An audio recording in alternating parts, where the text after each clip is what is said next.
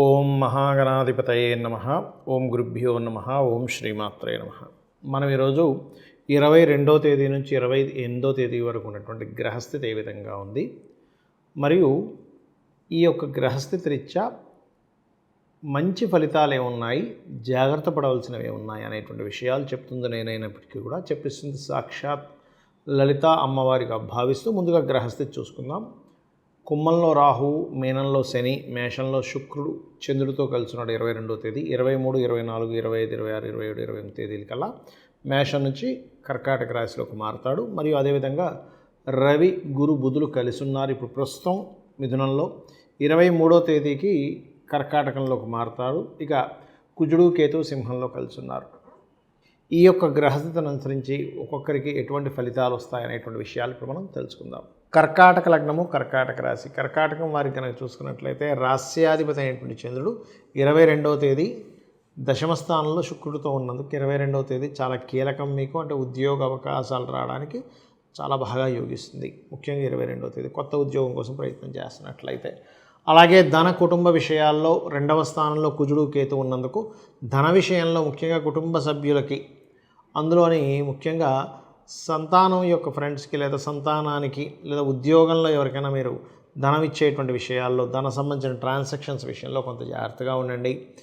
అదేవిధంగా 12లో అధిక గ్రహాలు ఉన్నందుకు ఇంపోర్ట్ ఎక్స్పోర్ట్ బిజినెస్ చేసేటువంటి వారికి చాలా బాగుంటుంది. మరియు అదేవిధంగా ఈ 12వ స్థానం అనేటువంటిది ఇన్వెస్ట్మెంట్స్ కూడా మంచిదే. కాకపోతే ఇక్కడ ఎవరికైనా అప్పులు ఇవ్వడము, తీసుకోవడము, పెద్ద మొత్తంలో బ్యాంకులో లోన్స్ లేనట్లయితే ఓటీ అంటారు, అంటే ఓడి అటువంటి విషయాల్లో కొంత జాగ్రత్త వహించాలి. అదేవిధంగా కర్కాటకం వారికి సంతానాన్ని పొందేటువంటి విషయాల్లో, అంటే ఐయుఐలు, ఐవీఎఫ్లు చేయించుకునేటువంటి విషయాల పట్ల కాస్త జాగ్రత్తగా ఉండండి. మరియు ఈ కర్కాటకం వారికి సప్తమ స్థానాధిపతి, ఈ సప్తమాధిపతి భాగ్యంలో ఉన్నందుకు 2వ వివాహం కోసం ప్రయత్నం చేసేటువంటి వారికి మంచి ఫలితాలు ఉంటాయి, అందులో ఎటువంటి సందేహం లేదు. మరియు మీ యొక్క జీవిత భాగస్వామి ఎప్పటి నుంచో పలానా జాబ్ రావాలి అనేటువంటి ప్రయత్నం చేసేటువంటి వారికి చక్కటి ఉద్యోగ అవకాశాలు కూడా ఉన్నాయి, అందులో ఎటువంటి సందేహం లేదు.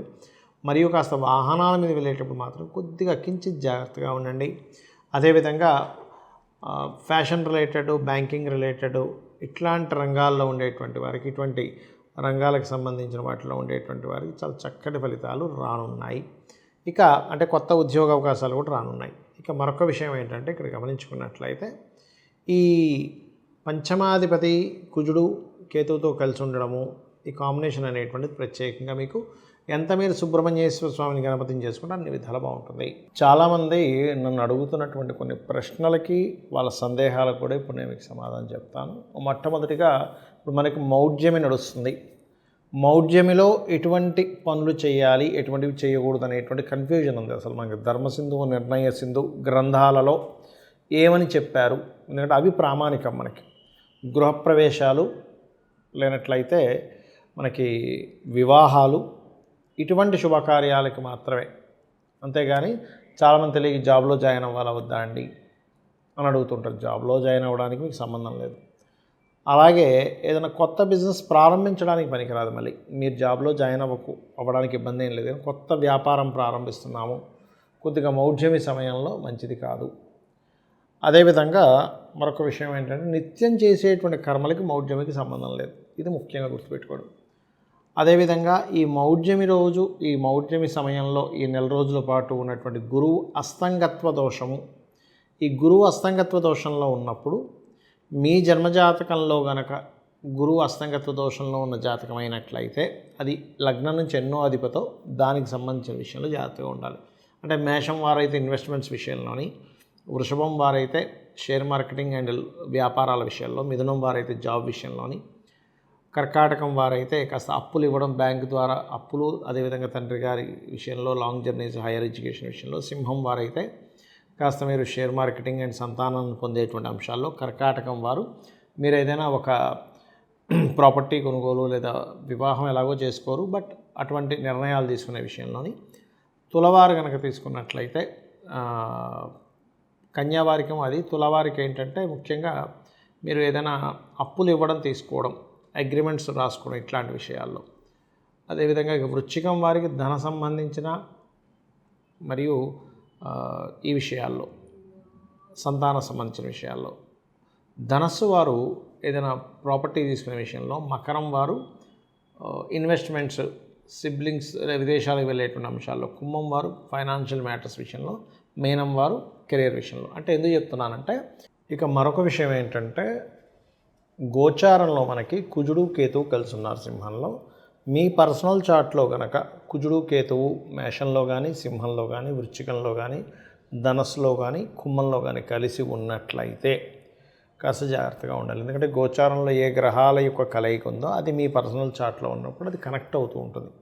అటువంటి వారు కాస్త అగ్ని సంబంధించిన విషయాలు, ముఖ్యంగా ఇప్పుడు శుక్రుడు కూడా మేషంలో ఉంటూ మరలా అక్టోబర్ నవంబర్ మాసంలో, అంటే జూన్ మాసంలో శుక్రుడు మేషంలో ఉంటాడు పూర్తిగా, అక్టోబర్ నవంబర్ మాసాల్లో కూడా సింహము మరియు కన్యారాశిలో ఉన్నప్పుడు వాహనాల మీద వెళ్ళేటప్పుడు చాలా జాగ్రత్తగా ఉండండి.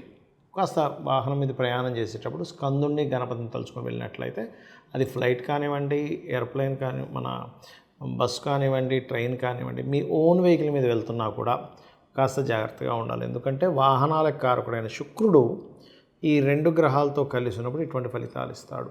అదేవిధంగా మరొక విషయం ఏంటంటే, ఇక్కడ ఈ కాంబినేషన్స్ ఒక ఎత్తు అయితే మీ పర్సనల్ చార్ట్లో ఏ యోగం ఉంది, మీరు ఎప్పుడు వివాహం చేసుకుంటే సరైన సమయం, ఎప్పుడు ఇన్వెస్ట్మెంట్ చేస్తే సరైన సమయం, ఎప్పుడు విదేశాలకు వెళ్ళడం సరైన సమయం, మీ జాతకంలో ధనయోగాలు ఏ గ్రహాలు ఇస్తున్నాయి అనేటువంటిది మీ పర్సనల్ చార్ట్ ద్వారా మాత్రమే తెలుస్తుంది, కానీ గోచారంలో ఉండేటువంటి గ్రహాలతో సంబంధం కాదు. గోచారం కేవలం అప్పుడు ఎంతవరకు బలం ఇస్తుంది, ఎంత బలహీనంగా ఉంటుందని చెప్పడం వరకు మాత్రమే. మీకు ఒక మంచి గ్రహం మీద ఒక బ్యాడ్ ప్లానెట్ వస్తేనేమో దాని బలం తగ్గుతుంది, మీకు ఒక గుడ్ ప్లానెట్.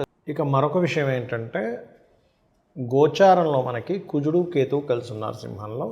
మీ పర్సనల్ చార్ట్లో కనుక కుజుడు కేతువు మేషంలో కానీ, సింహంలో కానీ, వృశ్చికంలో కానీ, ధనస్సులో కానీ, కుంభంలో కానీ కలిసి ఉన్నట్లయితే కాస్త జాగ్రత్తగా ఉండాలి. ఎందుకంటే గోచారంలో ఏ గ్రహాల యొక్క కలయిక ఉందో అది మీ పర్సనల్ చార్ట్లో ఉన్నప్పుడు అది కనెక్ట్ అవుతూ ఉంటుంది.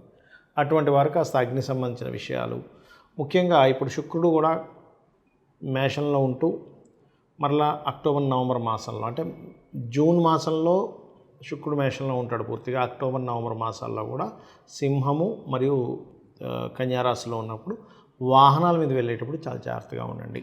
కాస్త వాహనం మీద ప్రయాణం చేసేటప్పుడు స్కందుణ్ణి గణపతిని తలుచుకొని వెళ్ళినట్లయితే అది ఫ్లైట్ కానివ్వండి, ఎయిర్ప్లేన్ మన బస్ కానివ్వండి, ట్రైన్ కానివ్వండి, మీ ఓన్ వెహికల్ మీద వెళ్తున్నా కూడా కాస్త జాగ్రత్తగా ఉండాలి. ఎందుకంటే వాహనాలకు కారకుడైన శుక్రుడు ఈ రెండు గ్రహాలతో కలిసి ఉన్నప్పుడు ఇటువంటి ఫలితాలు ఇస్తాడు. అదేవిధంగా మరొక విషయం ఏంటంటే, ఇక్కడ ఈ కాంబినేషన్స్ ఒక ఎత్తు అయితే మీ పర్సనల్ చార్ట్లో ఏ యోగం ఉంది, మీరు ఎప్పుడు వివాహం చేసుకుంటే సరైన సమయం, ఎప్పుడు ఇన్వెస్ట్మెంట్ చేస్తే సరైన సమయం, ఎప్పుడు విదేశాలకు వెళ్ళడం సరైన సమయం, మీ జాతకంలో ధనయోగాలు ఏ గ్రహాలు ఇస్తున్నాయి అనేటువంటిది మీ పర్సనల్ చార్ట్ ద్వారా మాత్రమే తెలుస్తుంది, కానీ గోచారంలో ఉండేటువంటి గ్రహాలతో సంబంధం కాదు. గోచారం కేవలం అప్పుడు ఎంతవరకు బలం ఇస్తుంది, ఎంత బలహీనంగా ఉంటుందని చెప్పడం వరకు మాత్రమే. మీకు ఒక మంచి గ్రహం మీద ఒక బ్యాడ్ ప్లానెట్ వస్తేనేమో దాని బలం తగ్గుతుంది, మీకు ఒక గుడ్ ప్లానెట్ వచ్చినప్పుడు దాని బలం పెరుగుతుంది అనేటువంటి చెప్పడం కోసం మాత్రమే గోచార గ్రహాలు చూసుకోవాలి. ఇక మరొక విషయం ఏంటంటే, మీ గ్రహస్థితి ఎలాగున్నా కూడా మీరు అమ్మవారిని, లలితాంబిక అమ్మవారిని కనుక నిత్యము పారాయణం కనుక చేసుకుంటూ ఉన్నట్లయితే ఖచ్చితంగా గ్రహస్థితి నుంచి మంచి ఫలితాలు అనేటువంటివి మీకు రావడం జరుగుతుంది.